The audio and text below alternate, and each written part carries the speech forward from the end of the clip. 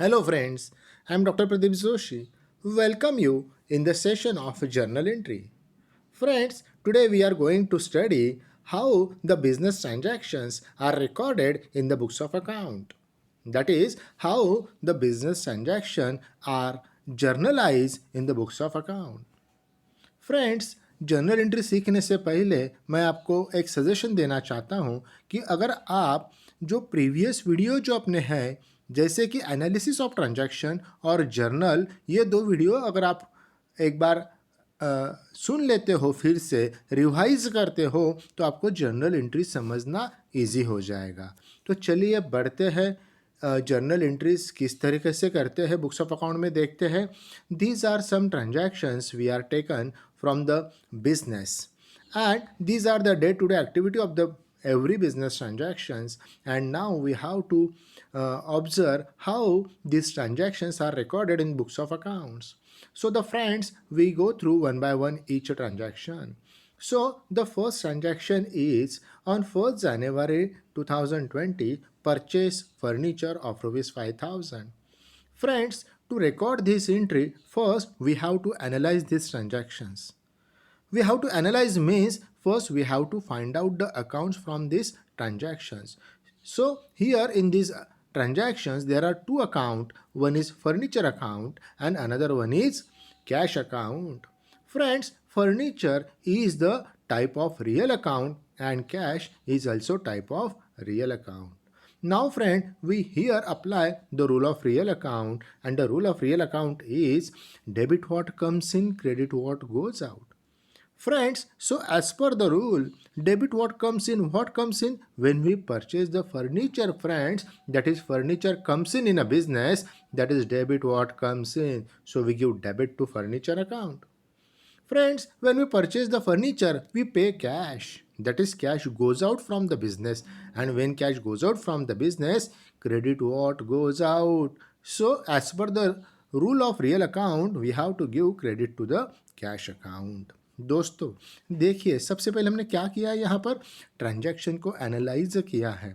मतलब इस ट्रांजैक्शन में कौन कौन से अकाउंट आते हैं वो हमने फाइंड आउट कर लिया। जैसे कि इस ट्रांजैक्शन में दो अकाउंट आ रहे हैं, एक है फर्नीचर अकाउंट और दूसरा है cash account.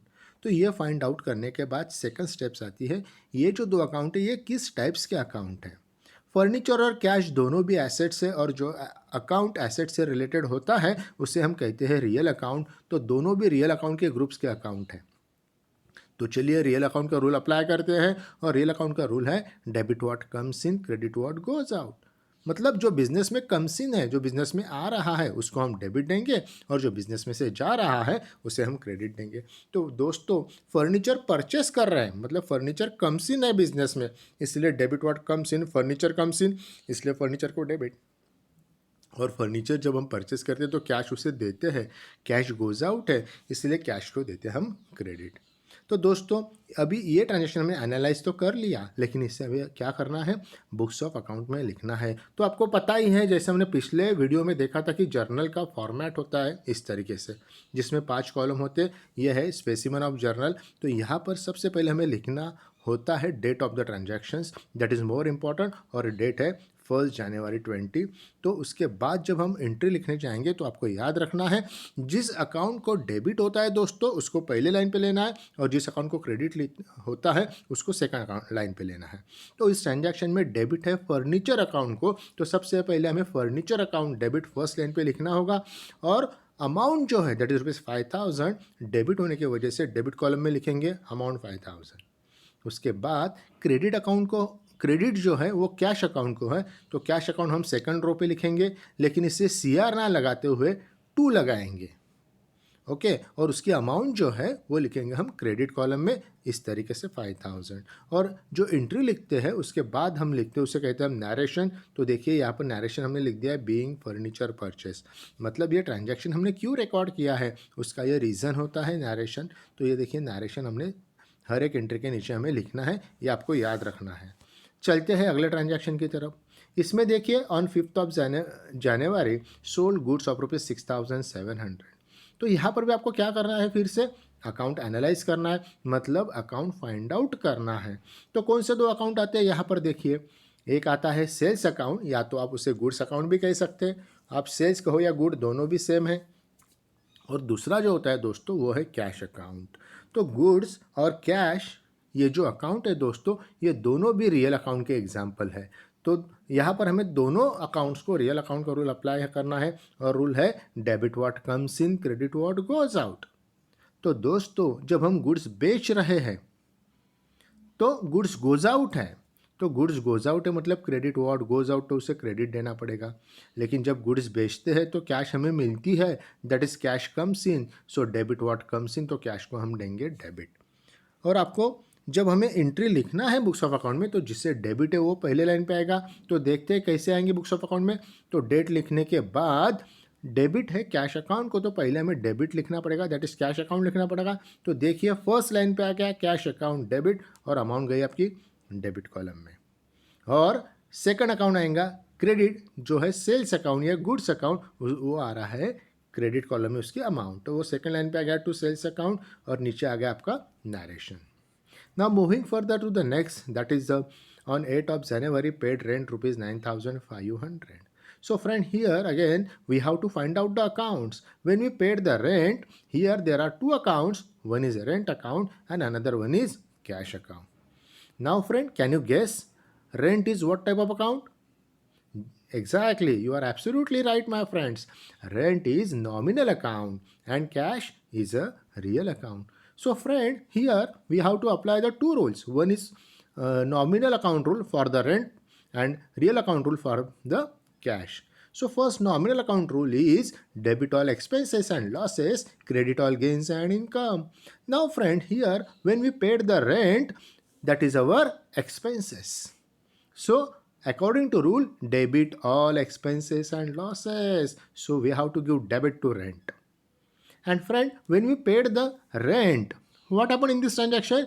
We paid the cash. We paid the rent. That is, we paid the cash. That is, cash is goes out. So, rule according to rule of real account, debit what comes in and credit what goes out. That is, cash goes out. So, cash account is credited. So, friend, now we are write down this transaction in the books of account. So this is the books of account. First we have to write down the date of the transaction, that is 8th of January. Then we write down the account which have a debit first. So on the first line here in this transaction, rent account have a debit, so rent account is debit, amount goes to debit column, and cash account have credit, so amount goes to cash column. Again there is a narration with the entries. Now moving further, on 11th of January received commission of rupees 3,000. तो दोस्तों चलिए यहाँ पर भी हमें analyse करना है सबसे पहले। तो आपको पता है एनालाइज करते वक्त क्या करना है, हमें अकाउंट फाइंड आउट करना है। तो देखिए कौन से अकाउंट है, गेस कीजिए। ओके, एब्सोल्युटली आपने बराबर गेस किया है।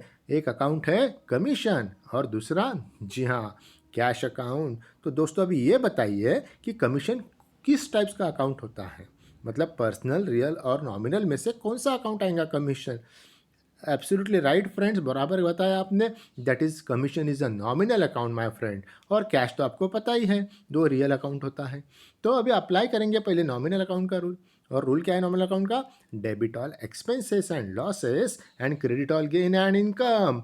तो दोस्तों कमीशन जब हमें रिसीव्ड होता है, that is our income.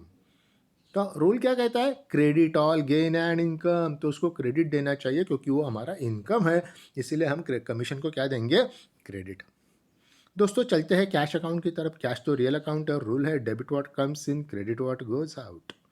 Friends, commission मिल रहा है मतलब क्या मिल रहा है हमें? कैश। तो कमीशन मिला मतलब कैश मिली, तो कैश का क्या हो गया? Cash is comes in. So comes in है तो उसको क्या देंगे? डेबिट व्हाट कम्स इन। चलिए अब इसको बुक्स ऑफ अकाउंट में लिखना है। कैसे लिखते हैं? जी हाँ, आपको पता ही है। सबसे पहले डेट लिखेंगे और जिस अकाउंट को डेबिट है वो फर्स्ट लाइन पे और जिस अकाउंट को क्रेडिट है वो सेकंड लाइन पे। तो ये देखिए 11th ऑफ जनवरी आप डेट लिखने के बाद कैश अकाउंट को डेबिट है इसलिए फर्स्ट लाइन आ गई कैश अकाउंट डेबिट, अमाउंट गई डेबिट कॉलम में, और कमीशन को क्रेडिट है इसलिए अमाउंट गई क्रेडिट कॉलम में। सेकंड लाइन पे आया टू कमीशन अकाउंट। आपको पता ही है कि क्रेडिट का सीआर ना लगाते हुए हम उस अकाउंट को क्या लगाते हैं? टू लगाते हैं। In the next transaction, friend, on 15th of January, we purchased machinery from Sona Machinery of rupees 7,000 on credit. So friend, again we have to analyze this transaction. So find out the account. Yes, my friends, again you guess it. I know you are absolutely right. First is machinery account. Second one is Sona machinery account. Okay, and third one is cash account. No, no, my friend, cash is not come over here because this transaction is on credit basis. There is no exchange of cash. That's why there is no cash account in this transaction. So here is only two accounts. One is machinery account and second one is Sona machinery account. Now my friend, identify the types of accounts. Friends, as you know, machinery is our assets and assets means real account. But my friend, Sona machinery is what type of account? Yes, yes, correct. It is a personal account. Yes, my friend. After the registration of any organization, the organization is called as a person. So, Sona Machinery is a personal account. Now, apply the rule. For machinery, we have to apply the real account rule, that is debit what comes in, credit what goes out. So, my friend, when we purchase the machinery, what's happened? Machinery comes in a business. So debit what comes इन, हमें debit देना पड़ेगा. और सोना machinery personal account है क्योंकि organisation है और rule कहता है debit the receiver credit the giver. तो जब हम सोना मशीनरी इस शॉप से हम परचेस कर रहे हैं तो हम हो गए उस मशीनरी के रिसीवर और सोना मशीनरी हो ये जो शॉप है ये शॉप हो गया उस मशीनरी का गिवर. तो रूल क्या कहता है, जो गिवर है मतलब सोना मशीनरी गिवर है तो debit the receiver and credit the giver. जी हाँ दोस्तों, सोना मशीनरी को हमें देना पड़ेगा क्रेडिट. तो चलिए इसके हम हमारे बुक्स में लिखते हैं. आपको पता है पहले डेट लिखना है, उसके बाद जिस ट्रांजैक्शन को डेबिट है मतलब जिस अकाउंट को डेबिट है वो पहले लाइन पे आएगा. तो यहाँ पे देखिए मशीनरी अकाउंट फर्स्ट लाइन पे आएगा, उससे डेबिट है, और सेकंड लाइन पे आएगा सोना मशीनरी क्योंकि उससे क्रेडिट है. उसके बाद नरेशन आपको लिखना ही है. चलते आगे. ऑन 19th ऑफ जनवरी 20 को क्या हुआ है, purchase goods of ₹10,000 at 10% cash discount. तो दोस्तों यहाँ पर फिर से अकाउंट आइडेंटिफाई कीजिए. फर्स्ट जो अकाउंट है हमने गुड्स परचेस किया है तो फर्स्ट अकाउंट से गुड्स अगदी एकदम बराबर बताया आपने. उसके बाद आता है कैश अकाउंट, बिल्कुल सही. हाँ, one more account is here that is discount my friend. तो देखिए यहाँ पर हमें पहचानना है कि ये जो अकाउंट्स हमने निकाले हैं 3 अकाउंट यहाँ पर आए हैं दोस्तों पहली बार. तो 3 अकाउंट कौन कौन से टाइप्स के देखते हैं. जी बिल्कुल सही, गुड्स और कैश दोनों भी है रियल अकाउंट, बिल्कुल सही. लेकिन माय फ्रेंड डिस्काउंट कौन सा होता है, जी डिस्काउंट होता है नॉमिनल अकाउंट. तो चलिए पहले गुड्स और कैश के लिए रियल अकाउंट अप्लाई कर लेते हैं.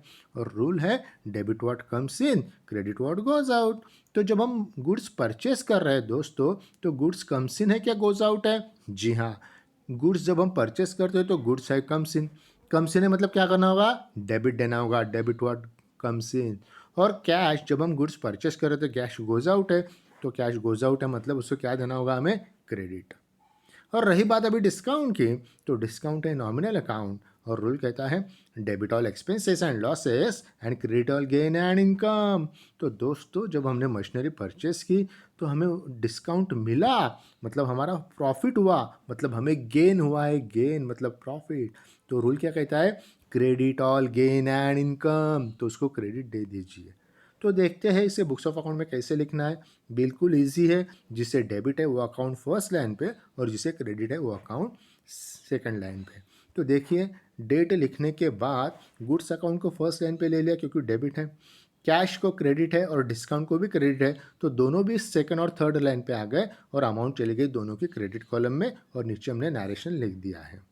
So the friends the next one is on 21st January paid ₹7,000 to Sona Machinery. Now friend, identify the account again. So here there are two accounts. One is Sona Machinery account and another one is cash account. Yes my friend, Sona Machinery is the name of the organization. Again it is a personal account and cash is, yes absolutely, it is a real account. So friend, apply the rule of machinery account. Debit the receiver, credit the giver. I'm sorry, we have to apply the rule of personal account, that is debit the receiver, credit the giver. So friend, when we paid cash to Sona Machinery, to that shopkeeper, so the Sona Machinery is the receiver of the cash.